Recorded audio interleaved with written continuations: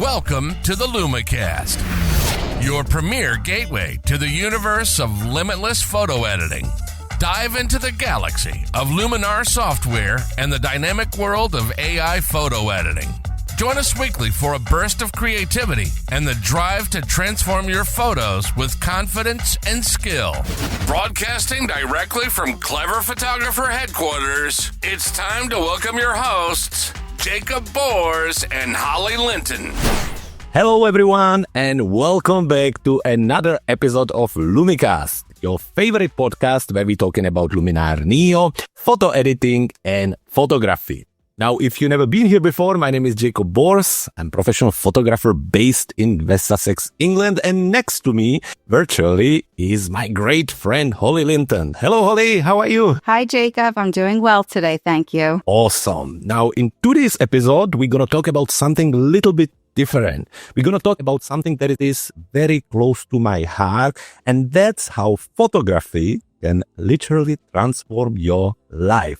Now, Holly has bravely agreed to share her personal journey through addiction and how photography changed her life. So, starting from the beginning and maybe with a little lighter question, Holly, when did you first get into photography and what drew you into it? All right. Well, I'd say I've always been interested in photography from an early age, but I never really learned anything about it through my early life. But back in those film days, we always seemed to have those throwaway cameras that you would have fun with at parties. And I was big on kind of documenting all the parties I would go to and then putting photo albums together and little clippings from back when people used to read magazines, clip words and stuff out and put them all in the books. My dad always had a camera around his neck, which we always found quite embarrassing.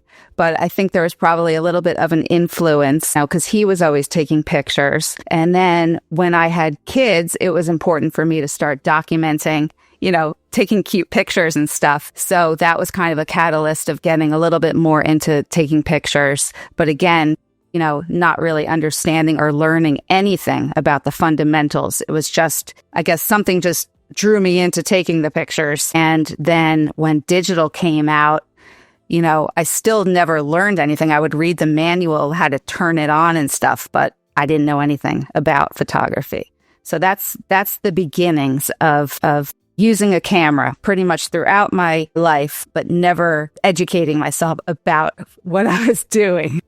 No, but that's great. Okay, so well, in a way, I guess photography then been in your life, your entire life, talking about your dad and the camera around his neck.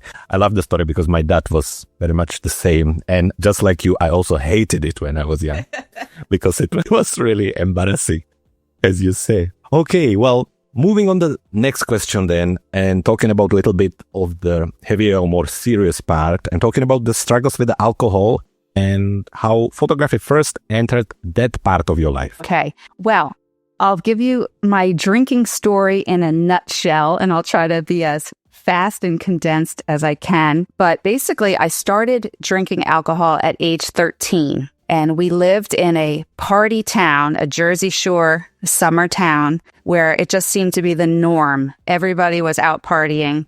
Didn't really matter what age you were. So it just seemed like a normal thing to do. And obviously I didn't drink every day as a 13-year-old, but over the years it just progressed. So I would pretty much be a binge drinker, drinking as much as I could in a short period of time. And when I was 14, I actually had alcohol poisoning. So it's an event that I do not remember, but I will never forget. Because when the story came to as to what happened to me, I went to a party and I remember drinking about 13 glasses of champagne. And that's the last thing I remember. And basically, the story goes that I was put on somebody's lap where I proceeded to throw up all over them. And then they got my mom involved. She and my brothers carried me to bed. And I just was basically unconscious for till the next afternoon.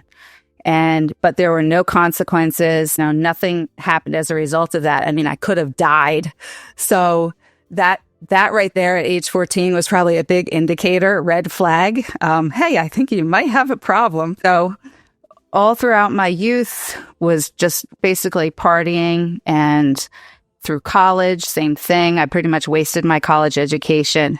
And though I was, athletic and stuff like that, I just think a lot of reasons why people do drink is because either they're masking some pain of some sort. And I know I never really felt like I fit in and that kind of thing. Kind of had low self-esteem, was in bad relationships and so on.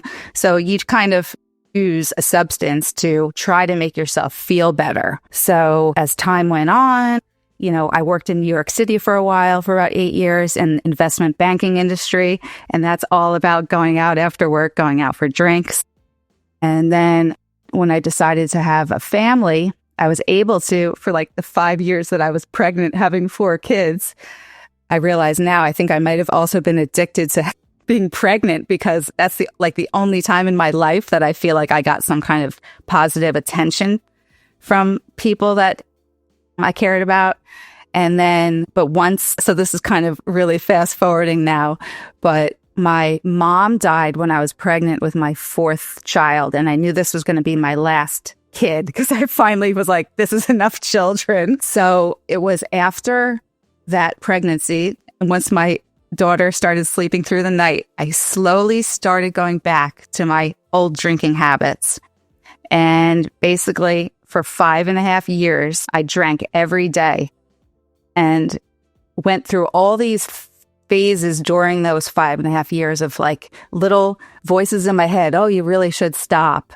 I would be hungover a lot more frequently, throwing up and stuff like that. However, still able to convince myself I didn't have a problem because I was able to take the kids to school, to their activities, and I was very methodical. I would wait till happy hour, 4:00, when everyone was done with their activities. My neighbor would come over. We'd sit out by the fire pit and get sun on our face and drink. And then at the end of the night, commiserate how miserable we were with our lives. So that was about 5.5 years of doing that. And during which time then my father also died. So it was just sad times, I guess. Maybe everything from all those years just catching up to me. So on July 3rd, 2010, I went to a bachelorette party and I was so excited. I took a car service and you were allowed to bring a cooler with me. So I brought my own beer because I knew my friend was only going to have champagne or something. So I kind of brought my own. And I remember being mad because one girl saw I had a stash of it and asked for one of my beers. And I was like, oh my God, I don't want to give her one. I only brought 8 of them. I need them all for myself. And then, so we barely ate food, went to that party, and then went out to a bar after that. And I remember coming home on this little shuttle bus saying, oh, I did great. I'm not hungover at all. Well, the next day I felt horrible. I was barfing. I had dry heaves, and I posted on Facebook. I had a great night out with the girls, but I'm barfing up the Silver Bullet and that thing Coors Light. That was my favorite drink. So someone reached out and said, why not put it down? And I started a dialogue and said, oh, I've always thought about quitting, blah, blah, blah. Well, from that day forward, July 24th, 2010, I'm now 15 years sober. So I really believe that it was just like a miracle took place. And I still get a little emotional about it.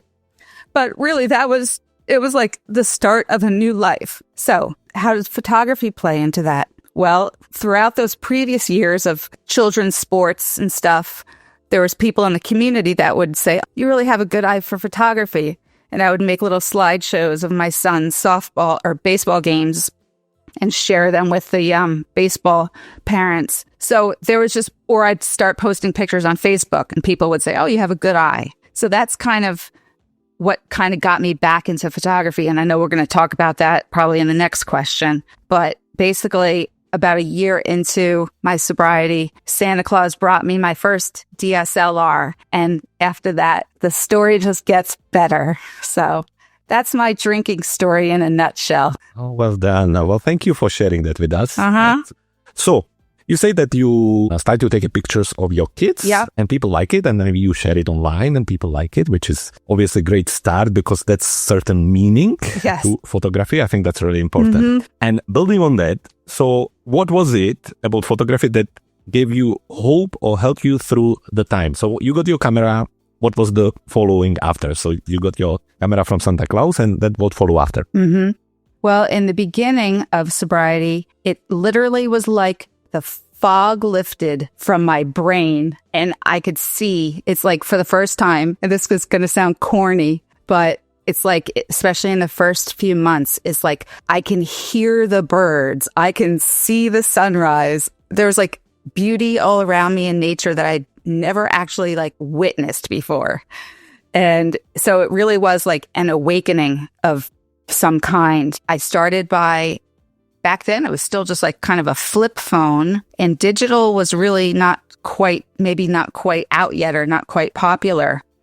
And because I was seeing all these beautiful things around me, I was just taking quick pictures with my phone of just scenes that looked very serene and brought me like joy and peace to look at it type of thing. That's kind of how the photography got started for me again. So when I got the camera, I said, you know what? It was kind of a time of working on myself in the beginning. That's kind of what you need to do when you first quit drinking. You have a lot of issues that you got to work through. Taking care of myself was kind of first and foremost. The photography was like, this is something, I can now replace my beer glass with my camera. And at first, maybe it was, I used to hide behind my beer glass and initially said, hide behind my camera. I don't hide behind it anymore because I'm a much happier person now. I don't need to hide, but it was kind of like you use it to make yourself feel better, kind of like you do with a drug. It was something for me to keep my mind occupied. So I said, you know what? And I also had the actual mental acuity to learn something, the desire to learn something.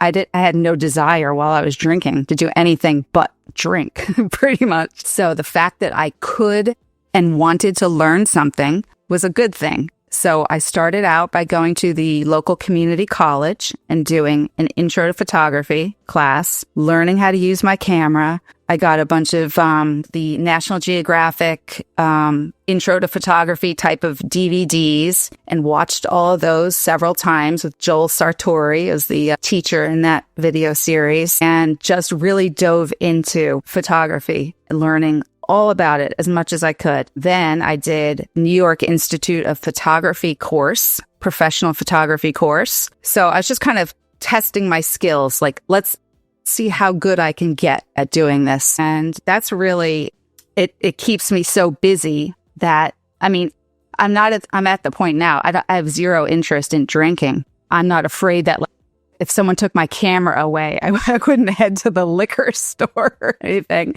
But I've traded off a bad habit of drinking to a healthy habit of photography, editing, creativity. And so over these pretty much 14 years that I've been doing photography seriously, it's just been my personal goal. It makes me happy. I like seeing how far I've come with my skills. I like that I can help other people now. There is like a healing power to it, I think. And just even the pictures that you take and edit, looking at them and being like, oh, wow, that picture of that butterfly is really bringing me joy. So that's what I've gotten out of it. So that's how it helps me. It gives me a purpose.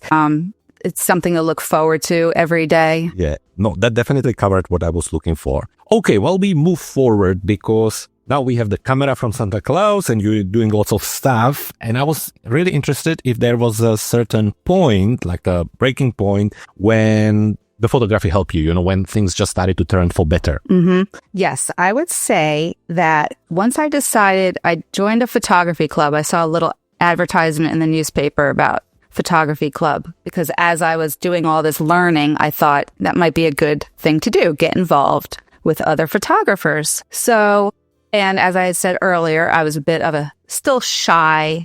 So I joined this photography club, and for about a year and a half, I was like, I'm not really learning anything. This is really pretty lame. I almost thought of leaving. Then I said, you know what? Let me see if I can volunteer and make this place better. So I ended up, rather than quitting, I ended up volunteering to run all the contests. Then I ended up being the membership person. And before you knew it, I was doing the work of probably 4 people. But I really enjoyed it. I tried to make it all fun and bring decorations to the meeting and brought coffee and stuff like that, and trying to make the contest fun. And let's just say after 4 years of volunteering with that, I ended up leaving. I left there because it just wasn't fun anymore. There wasn't a lot of participation and blah, blah, blah. Nobody volunteered for anything. But it was a good experience. What I took from that was it kind of brought me out of my shell. Like, I actually introed a contest by singing a song and playing music and wearing a costume. That should come as no surprise. So it helped my social skills to a certain point anyway. So for me, and it helped me grow as a photographer. That's when I first started editing, was back when I had joined that club and I learned about Luminar Neo. So that whole process of once I started editing and getting to know all the photographers in the Skylum community, just kind of snowballed into doing Luminar Coffee Break and, really, brings me to where I am today. Here I am sitting in front of you doing a podcast about photography and photo editing. So that the turning point really was, I think, starting to get involved and learning photo editing, because the photo editing is really where I started meeting people and also gaining confidence in my photography. Like, I had all the fundamentals there, but once I learned how to edit, I really saw what a game changer that was. Really, editing, I never knew how important it was because no one ever told me when I first started photography. So the turning point, I'd say, was really in the past 5 years of coming more out of my shell and getting to know all the people in the community. Great. And I think one thing we sometimes talk about the camera clubs and we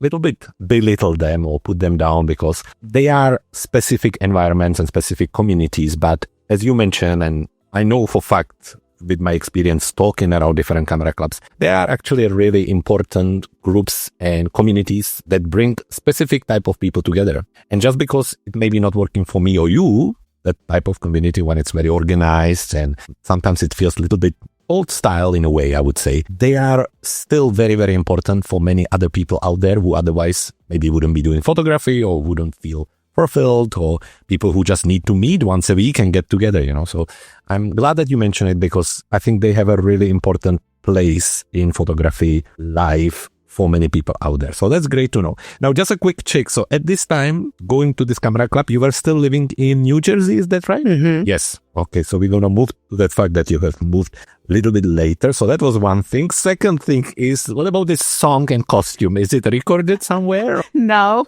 I wish it was. That's such a shame. Because that brings me to the point where me knowing you obviously for only a few years now, I only know you like this. I know you as a happy, giggly, cool person. And it's great to know that obviously there was this whole journey from someone very different than today. And I'm just very, very happy to know you like this because that's why we're here today. So it's great. Yes. Thank God. Yeah. Brilliant. Okay, well, I think we have managed to get through the first part where we talk about photography in your life, how it all started. We talk about the struggles. We also talk about how you actually started with the photography and what was the turning point in photography for you. So we're going to take a quick break and then we're going to talk more about presence, about how the photography helped you today, how the photography evolved as your life changed. Maybe we can talk about moving as well. Yeah. And we're going to end up on talking about how maybe it can help to others out there. So don't go anywhere. We'll be back in a moment. If you're listening to the LumiCast podcast, then we share something in common. We love editing photos, and we love Luminar. It's almost breathtaking what this amazing tech can do for you.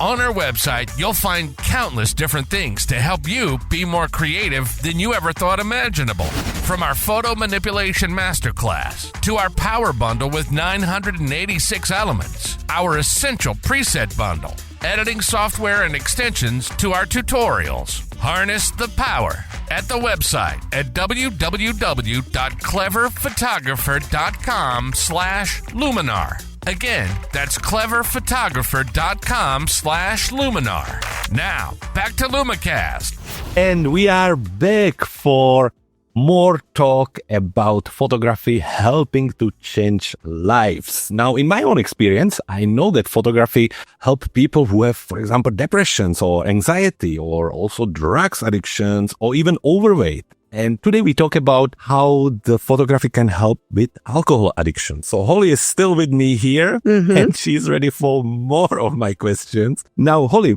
how has your photography evolved as the life changed? Well, it's definitely evolved in a positive direction. And as I said earlier, I've done a lot of studying about photography and learning about photo editing. So I could definitely say that in the last 5 years, now that I've I won't say I've mastered Luminar Neo, but I feel like I'm pretty close to knowing everything about it that there is to know, that it just keeps getting better. I keep getting better at photo editing and my photography just looks that much better. From month to month, I can look at a picture. We've talked about this before, where you look at pictures you put on your website and then 3 months later, you'd be like, oh my God, why did I put that picture on there?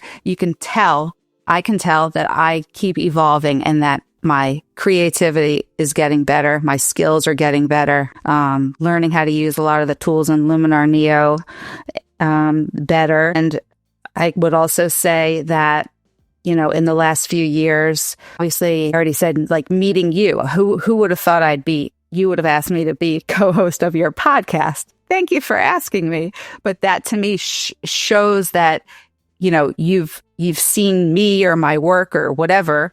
I'm an affiliate for you, so we've interacted a lot. There must be something about me or my photography or whatever that made you want to have me part of Clever Photographer.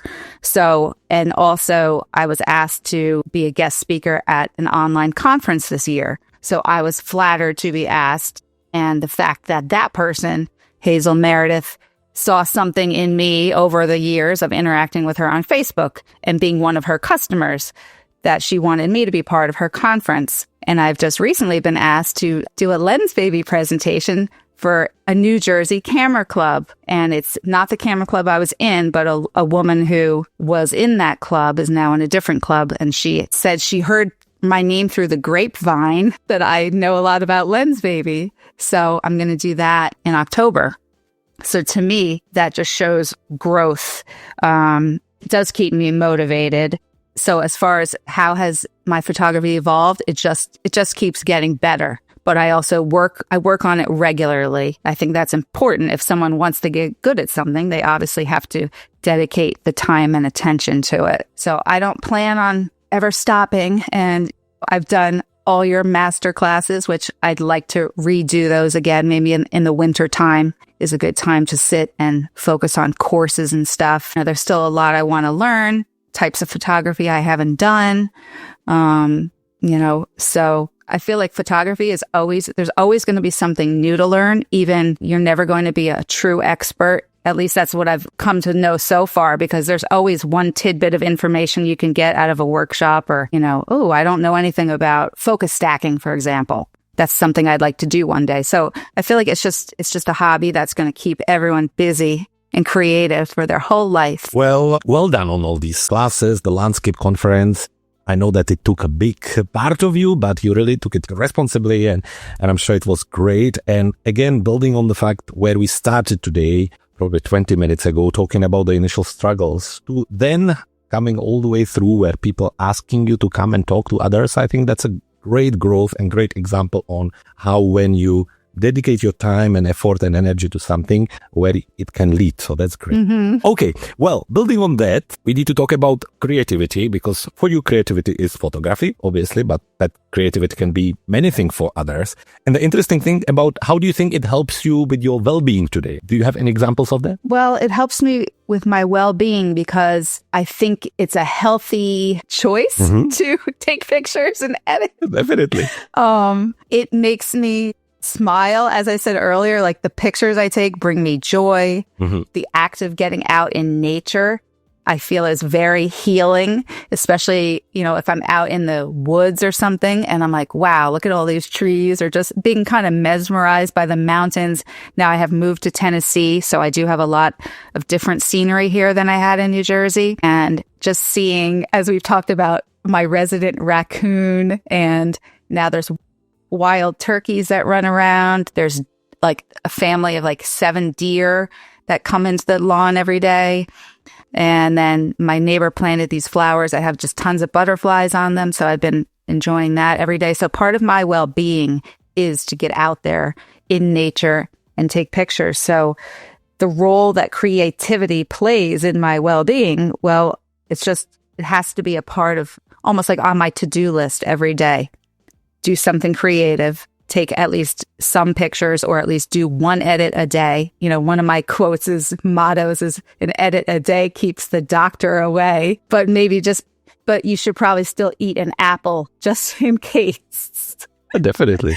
And so, yeah, it is part of my well-being, kind of like people might go to the gym every day as part of their well-being. It's just a practice that I do that I feel is good for the soul. Oh, definitely.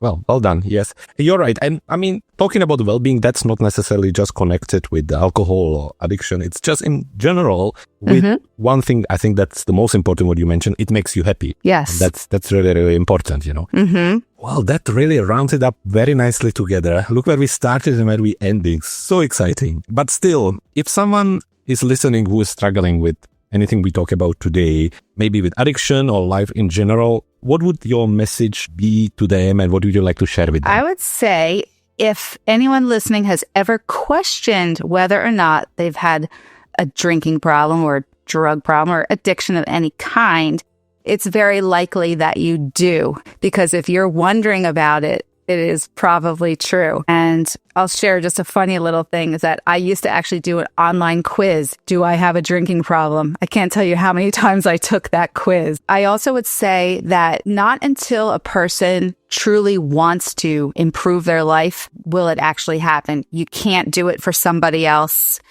If your spouse or friend or whatever is like, you really should quit doing this, that, or the other thing. It has to come from within.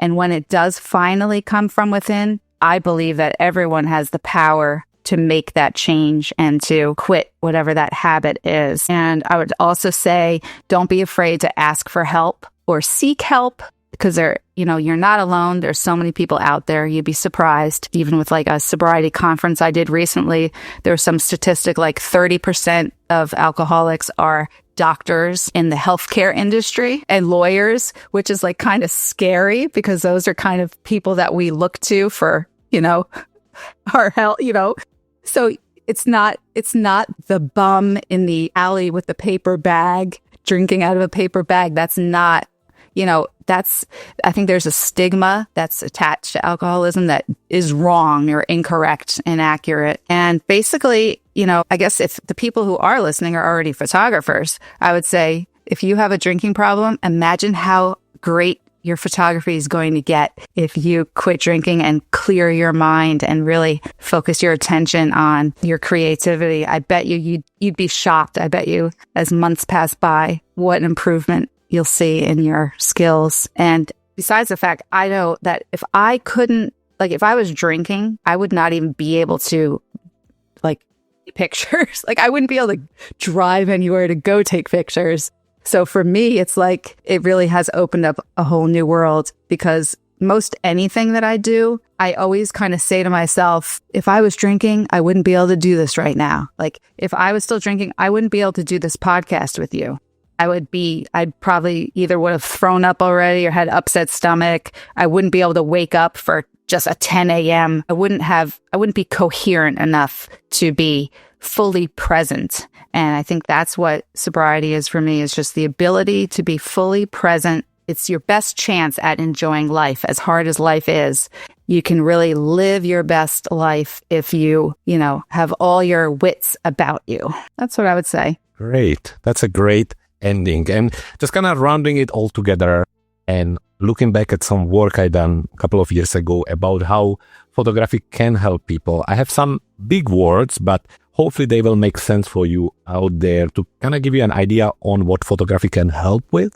Obviously, one big one, which I think is really important for so many people out there, even the shy people, and that's the self-expression, to really go and capture things and then either share them maybe just for yourself or maybe share them with the people out there. Then emotional processing. Holly talked about it. Thinking, like going out there and seeing beautiful butterfly on the flowers, or seeing beautiful sunset or sunrise, or just beautiful clouds can really be really beautiful and happy experience. Then, of course, building on self-awareness, personal growth. I mean, Holly talked about that, and she's a great example of personal growth. Then mindfulness, things that if you do stop drinking or if you reduce any other addiction, the fact that you will be able to start to recognize so many other things, see colors differently, and things look and feel differently, and that will definitely help with the photography. And then, of course, the mindfulness that covers it all. You will be able to focus better. And Holly mentioned already the part of the community. And regardless if it's your thing or no, photography has incredible community around. And if you are in contact with a healthy community, it can bring you a sense of belonging. You feel like you are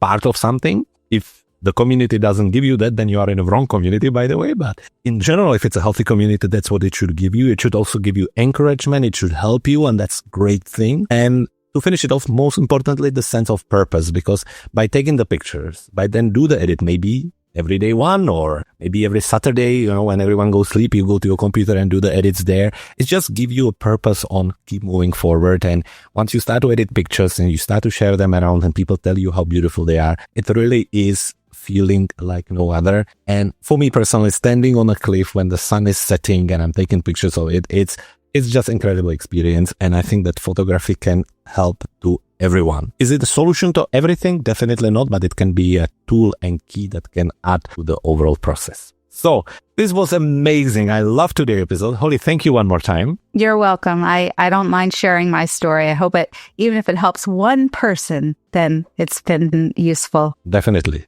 So thank you again. Folks, have a great week, and we'll talk to you again next week on Friday. Bye-bye. Bye, everyone. And that's a wrap. Now, there's only 3 things left to do. Subscribe to this podcast so you never miss a future episode. Visit our website at cleverphotographer.com/LumiCast to see what we have in store next. And stay creative and keep editing your photos no matter what anyone says.